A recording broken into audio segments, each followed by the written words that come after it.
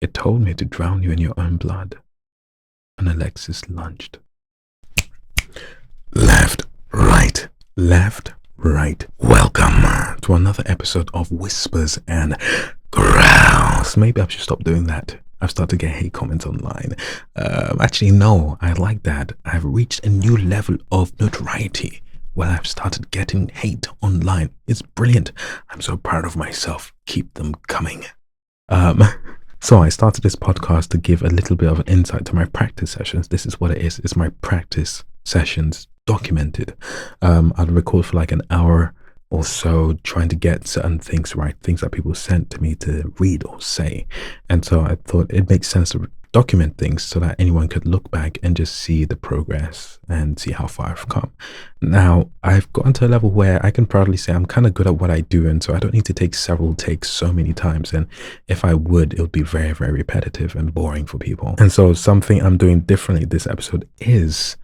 So let me go back a little bit. So a while ago, I wanted to start going live on these big three apps. I'll call them the Clock Sounds app, the Big Red app, and the Fake Photo app.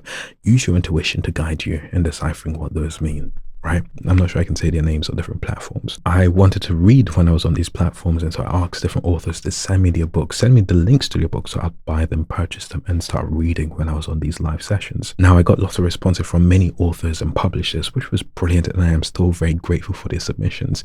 But when it then came time for me to do these live sessions, what I found was people were distracting. People would much rather listen to me talk to them and just interact with them than just sit and let me read. And I don't mind that, of course. Me interacting with people and just being company or entertaining people by just speaking to them was just fine. However, it meant I was making slow progress in reading what I wanted to read on these live sessions. So I came up with a compromise. I was going to start reading these books on this podcast. I'm not going to read the entire book, obviously, because that's me doing the audiobook work for the authors and publishers, and I'm not getting paid for this. You feel me? So I'm going to read like an hour's worth of the book to help me practice my reading skills. Because if I was to start doing audiobooks, I'm going to have to be reading for hours on end. And so this is still technically a practice session, but more curated. So maybe one episode I might read a book and just see how it is, how it vibes, and you guys will be entertained by listening to me read. Maybe you can listen to me while you go to bed. But also I get the benefit of practicing, and the authors maybe get some publicity. Not that I think they need the publicity from me. I'm a small guy. These are big authors. You feel me? And so today's episode, I'm going to go through a book. This was the first submission to a form I made on my website. The book that I'm going to be reading today is by Darcy, Theo, and it's called The Light That Blinds Us. Let me show you right now. This is it with its brilliant blue cover. I've read quite a bit of this on my own. I've made quite a bit of progress. So I'm not going to read where I've been reading from, but from the start. And if you guys like this, then you can check out the book from, well, my website, link in whatever description you find this video on or sound on. And yeah, so I'm going to start reading, and let's see if we can get like an hour's worth of an episode in. If not, it is what it is. I'm not being paid to do this. It's a free country, and I'm free to do whatever I want.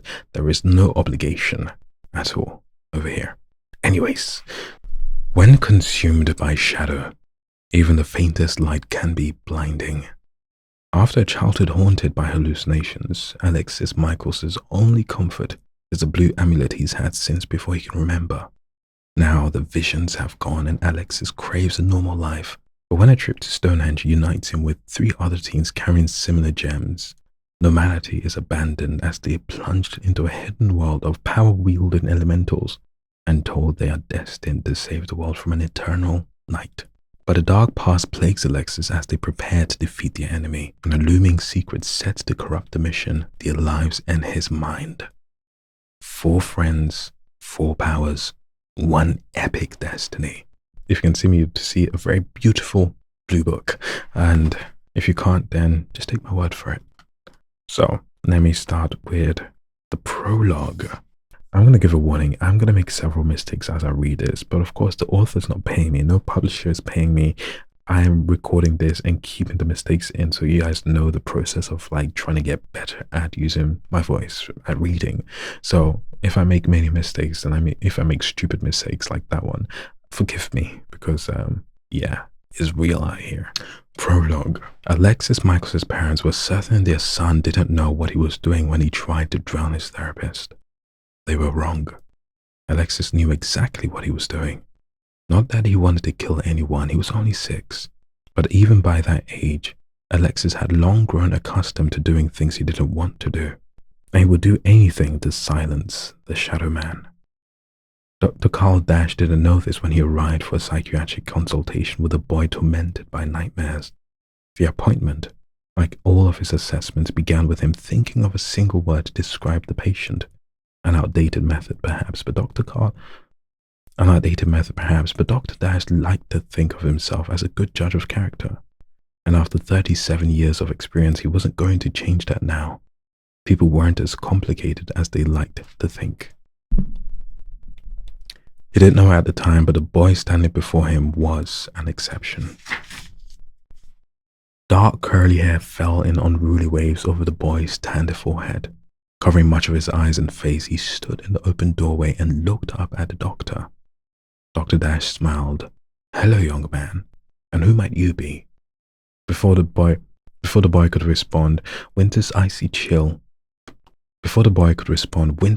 whisper howled, sweeping through the quaint suburban cul-de-sac of Valerian Lane. Dr. Dash shivered as he buried his chin into his scarf and pulled his long woolen coat across his chest. The boy, however, didn't flinch. He only waited for the wind to withdraw before he spoke. Alexis brushed his hair from his eyes, revealing their color, an inner ring of icy blue, surrounded by a thick band of obsidian black. Central heterochromia, the doctor thought. Rare. He had never seen anyone with eyes like this before. They were as beautiful as they were unsettling, in the way all unnatural things are. "Alexis!" A man rushed into the hallway behind the boy, followed by a woman carrying a baby. They smiled at Dr. Dash in greeting before the man crouched down to Alexis's level and placed his hands on his son's shoulders. "What did we say about opening the door to strangers?" he asked gently. Alexis nodded and retreated inside the house. Interesting child, Dr. Dash thought. What word would best suit him? Peculiar? Unnerving? Melancholy? All came to mind, but none were quite right. "Sorry about this." The boy's father stuck out a hand. "You must be Dr. Dash." "Yes, and you must be Mr. and Mrs. Michaels." "Mr. and Doctor," said the woman, failing to stifle a grin. "Didn't do all those years of medical training to not have the title. But call us Stephanie and Jackson." "It's nice to meet you, Doctor. Please come in and have some tea." Bold was the word for Stephanie Michaels. Dr. Dash liked her already. Untouched by the pollution of central London and free from its crowded confinements, the houses of Valerian Lane stood proudly against the great expanse of protégé forest. Set back and guarded by gates, the Michaels' home was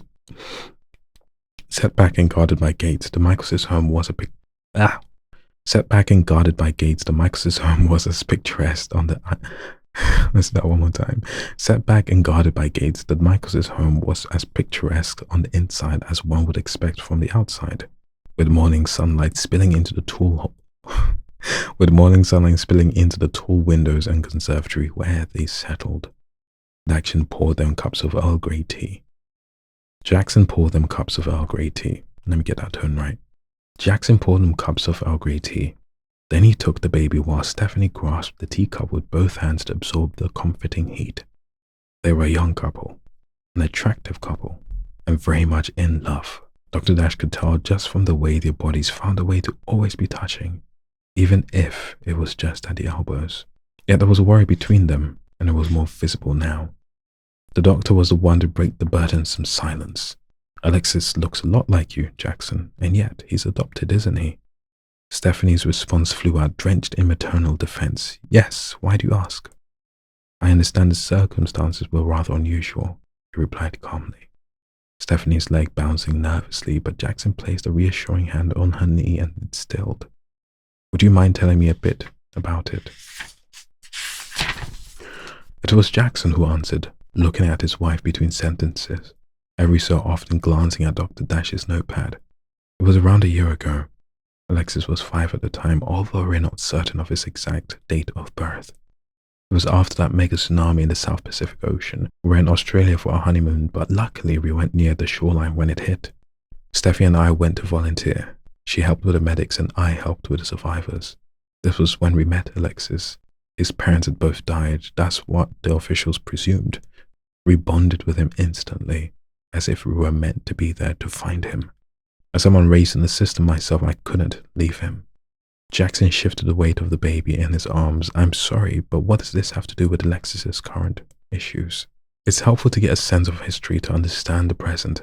Dr. Dash loosened. LOL, why is that? It's helpful to get a sense of history to understand the present. Dr. Dash loosened his shirt collar. Fam, sometimes some words, when they're placed together, it kind of just makes it difficult to actually read because tongue twisters, what am I trying to explain like it's an abstract concept? Everyone knows what tongue twisters are. And I think when you're writing a book, you don't necessarily think about it, the tongue twistiness of it. Wow, the tongue twistiness of it. I think you're right because, the words make sense, but I'm not sure. I'm not sure how many authors think about how the words are read aloud. Not criticizing this author, obviously, just saying something I've noticed when I've been reading books that it makes sense. The words make sense on the paper, but once you start reading them out, wow, I'm really struggling tonight. Once you start reading them out, then it's like, these words are actually hard to pronounce next to each other. Everyone knows the concept of tongue twisters, Michael. Let's move on. It's helpful to get a sense of history to understand the present. Dr. Dash loosened his shirt collar. But let's move on. Could you tell me about Alexis's presentation and the reason you called me? You mentioned he suffers from... Could you tell me about Alexis's presentation and the reason you called me? You mentioned he suffered from nightmares. Every night, Stephanie began, setting down the empty drink. Without anything to fiddle with, she interlocked her hands and tucked them behind her chin so to hold up her head. Wakes up screaming and crying. Sometimes he even hurts himself in his sleep, scratching at his chest and arms, making them bleed. We've tried everything to help him. We even have him in our bed now, but nothing seems to stop them. Does he tell you what these night terrors are about? A particular worry? Stephanie shook her head. I understand he's been diagnosed with retrograde amnesia and doesn't remember anything before the tsunami. Not even his name, said Stephanie with a sad smile. But the nightmare is always the same. It's always him falling off a cliff. Dr. Nash added to his notes, then stood up. He didn't want to speak too much longer in case he had any preconceived ideas when he spoke to Alexis. But there was one more thing they hadn't discussed. The thing that had led him to take the case in the first place. And what about the hallucinations? The word alone brought over a cloud of disquiet for both Stephanie and Jackson. Even the baby sensed the change, squirming in his father's arms. Jackson tried settling him down as he began to cry, but soon handed him to Stephanie. Excuse me, she said, standing also. I'll let you explain, darling.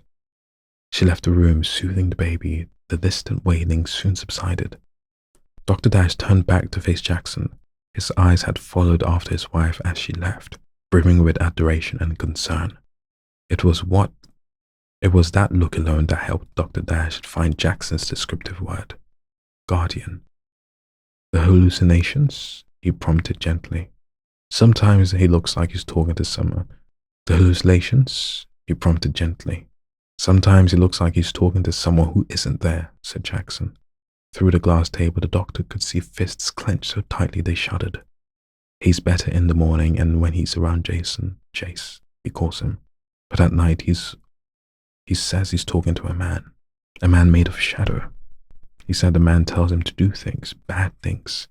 Jackson met the doctor's eyes, finally sucking in a long breath. We're so worried about him, that he's going to hurt himself or his brother. The last 2 psychiatrists that came refused to medicate him, saying he was too young, but we can't risk anything happening to him. Please, doctor, you have to help us. I'm powerless here. I can't bear to see him in pain any longer. Dr. Dash could see the desperation, the pain, the exhaustion. I think it's time I talked to Alexis. Jackson led him toward the bright living room where Stephanie sat on the cream carpet, Jason resting in the crook of her arms. Alexis was crouched over his brother, letting the baby hold his fingers, swaying it back and forth in the air. The corners of his eyes were crinkled from smiling so widely.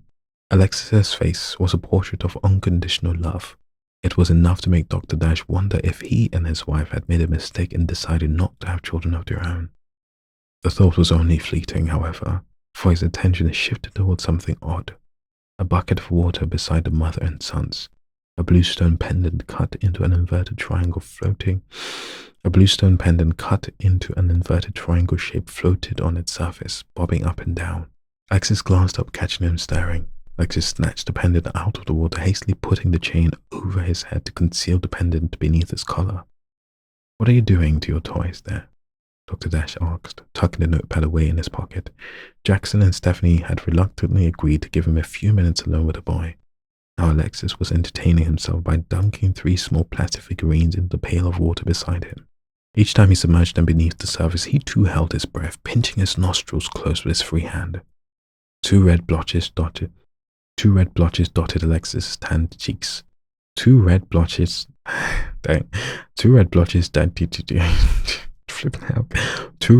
dotted Alexis's tanned cheeks. Aish. 2 red blotches dotted Alexis's tanned cheeks. 2 red blotches dotted Alexis's tanned cheeks. I think these are the kind of sentences you have to really emphasize certain vowels and consonants so that you can get through it gracefully. 2 red blotted. What the hell? I'm thinking of the next word, dotted. 2 red blotches. Okay. 2 red blotches. 2 red blotches dotted. Wow. Behave, Michael. 2 red blotches dotted. Maybe I'm tired. 2 red blotches dotted. Okay, this is getting embarrassing. 2 red blotches dotted Alexis's tanned cheeks until he finally gasped for air. Rah. One more time, we're getting this right perfectly. 2 red blotches dotted. 2 red blotches dotted. Let me take a minute.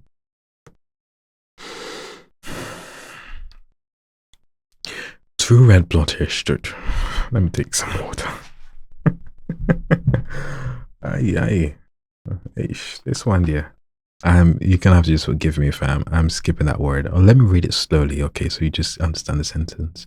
2 red blotches dotted Alexis's tanned cheeks until he finally gasped for air. He pulled the toy free from its underwater capture and placed it dripping on the carpet. Dr. Dash was about to repeat his question before Alexis replied, his blue eyes still focused on the water's surface. "They're my friends. I'm seeing how long they can breathe underwater. Why would you want to drown your friends?" Alexis looked up at him, his eyes. "They're my friends. I'm seeing how long they can breathe underwater. Why would you want to drown your friends?" Alexis looked up at him, his eyebrows arched. Obviously, they're not real. He went back to playing with a slight smirk to himself. Obviously, Dr. Dash muttered, feeling humbled. "So do you have any other friends, maybe from school?"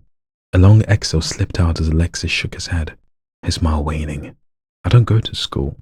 His eyes suddenly shut. He suddenly shut his eyes, his face contorted and his shoulders shot up as if to cover his ears from an inaudible, sharp sound. It was only brief, for he soon opened his eyes and added, "I don't go anywhere. Mommy and Daddy don't let me out. I have no friends." "That's a shame," Dr. Dash said, making a quick note. "It's good to have friends your age. Friends can be some of the best people in our lives. I'm sure when he gets older, you'll find a friend in your brother." Alexis didn't seem to have heard him. He was looking past Dr. Dash, somewhat over his shoulder. He looked like he was listening to something, or rather trying to ignore something. Dr. Dash tried his best not to, but he couldn't help but turn around. There was nothing there. Of course, but a coldness had descended on the room and he felt prickles on the back of his neck. There must be a draft coming in from somewhere. Dr. Dash turned back. "Alexis, can you hear me?" The boy didn't blink. He seemed transfixed, scared, as the clouds outside came together, unleashing. The boy didn't blink. He seemed transfixed, scared, and as the clouds came outside together. The boy didn't blink. He seemed transfixed, scared, as the clouds outside came together, unleashing a tide of rain that thrashed down on Valerian Lane. The natural light in the Michael's home fell dark. Into the look at and the, what is that, Michael? And Dr. Dash shared in Alexis's unease. Alexis, he quietly. Alexis, he said quietly. Is there someone behind me? Alexis nodded. I can't see or hear him, but can you? The boy nodded. Can you feel him? Can he touch you? Alexis's throat bobbed, his eyes threatening to spill with tears. Is he your friend? Alexis shook his head. He clutched a pendant around his t-shirt. When he spoke, his voice was barely a whisper, almost as if it was frightened. When he spoke, his voice was barely a whisper, almost as if he was frightened of being overheard. It's the Shadow Man. It's real and it's not my friend. Can I see your necklace? Dr. Dash asked, hoping to distract the boy. Alexis shook his head. It's an amulet. Did your parents get it for you? No, it's mine. It floats sometimes. I saw. I'm sure it's a very special necklace then, said Dr. Dash before correcting himself. A very special amulet. He received a smile from Alexis in return, a smile that revealed dimples. This was a boy who didn't smile often, Dr. Dash observed with sympathy. There was a vulnerability to the joy, a hesitancy to be happy. Dr. Dash wanted to do whatever he could to make this rarity a reality. Here, said Alexis, broken from his trance. He handed the doctor a toy. Who are you? Thanks, said Dr. Dash. Looking down at the battered figure, he began to walk the toy playfully across his knees. I'm a doctor. Alexis grinned widely. My mummy's a doctor. She fixes hearts. I'm a different kind of doctor. Dr. Dash tapped his temple. Your mother treats people's bodies. I treat people's thoughts and feelings to make them feel better. I have helped many children just like you, in fact. Alexis looked at him thoughtfully. You're here to help me? To help us? Before Dr. Dash could reply, Alexis gasped and recoiled. He squeezed his eyes shut, clamped his hands over his ears, and shook his head from side to side. All the while, he repeated the same two words over and over again, his plea soothing, his plea nothing more than a whisper. One more time. Before Dr. Dash could reply, Alexis gasped and recoiled. He squeezed his eyes shut, clamped his hands over his ears, and shook his head from side to side. All the while, he repeated the same two words over and over again, his plea nothing more than a whisper. Please stop. Please stop. Please stop. Alexis, said Dr. Dash loudly and firmly, do you know what I do when an upsetting emotion takes over? When I want to focus on the here and now? Dr. Dash didn't know if his voice was louder than the one Alexis was hearing, but it was enough to make Alexis crack open his eyes. The doctor rolled back the sleeves of his own sweater. Slowly, he tapped each finger against his thumb, repeating the action over and over again, rhythmically, purposefully. Can you copy me? He asked. Alexis watched for a while before imitating him, concentrating intently until he became familiar with it. It seemed to help, pulling his focus back and grounding him in the calmness. Dr. Dash handed him back his toy. Does the Shadow Man talk to you? The rain outside had fallen still, silenced by the clouds above. In the absence of all sound, the darkness of the sky held a noise of its own. Low, persistent, hostile. Alexis's eyes were locked onto the water within the bucket. The surface was disturbed, rippling. Dr. Dash didn't recall Alexis knocking the bucket at any point. It used to be a voice in my head. Now it's real. It used to be a voice in my head. Now it's real. It scares me. And what is he saying? And what was he saying just then, Alexis? Alexis dropped his toy and looked straight at Dr. Dash. There was a sorrow in his voice when he spoke, a guilt, regret. Not for what he had done, but for what he was about to do. It told me to drown you in your own blood. And Alexis lunged. A strangled, gargling scream had echoed throughout the house. Jackson had been waiting outside and flung the door open the second he heard the commotion. His heart thundered in his chest at the prospect of his son in danger. But what he found was the very opposite. Alexis was holding down Dr. Dash's head in a pail of water, pushing downward. Alexis was holding Dr. Dash's head in a pail of water, pushing with all his might. The old man's arms thrashed, scratching at Alexis and drawing blood. But Alexis didn't move. His eyes were wide and unblinking, lips trembling, somehow charged with unnatural strength. The boy fought against the old man's resistance. As Jackson rushed towards him, he noticed where the pail's rim had cut into Dr. Dash's throat, deep enough to spill his own blood into the bucket where he was drowning. I have to make a confession, guys. I have something called hemophobia. And it's like when I guess feel blood, and so I do get a little bit uncomfortable when I imagine things that are bloody. I think the first time I read this on live, when I tried to read on the live, I didn't really think too much about it, but this is something, it's making me feel weak.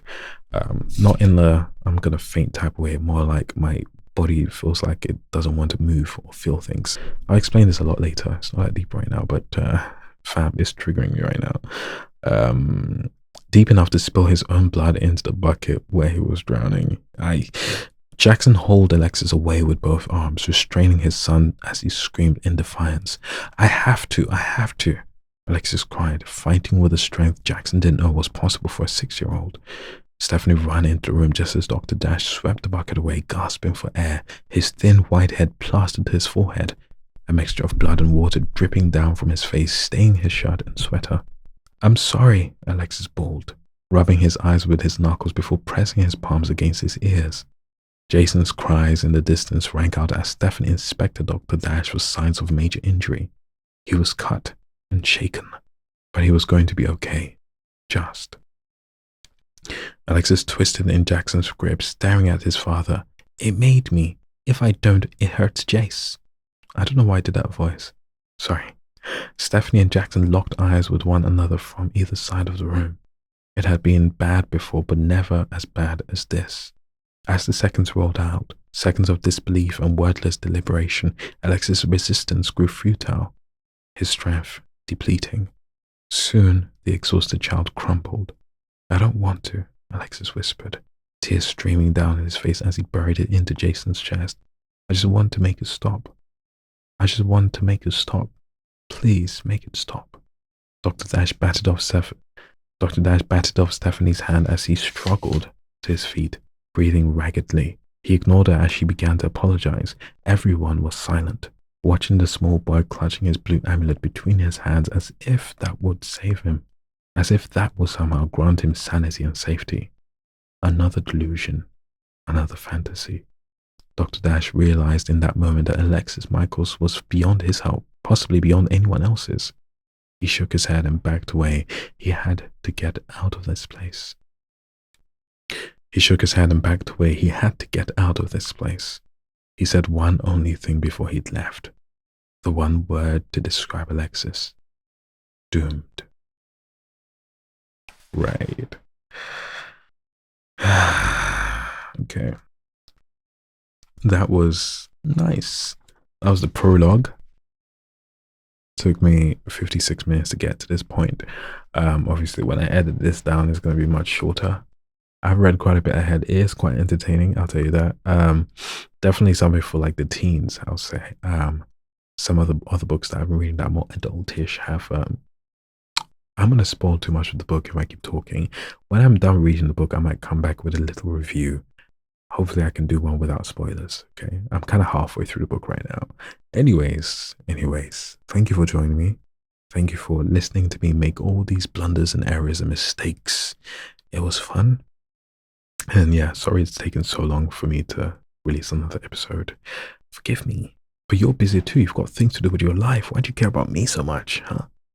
I play too much. Right.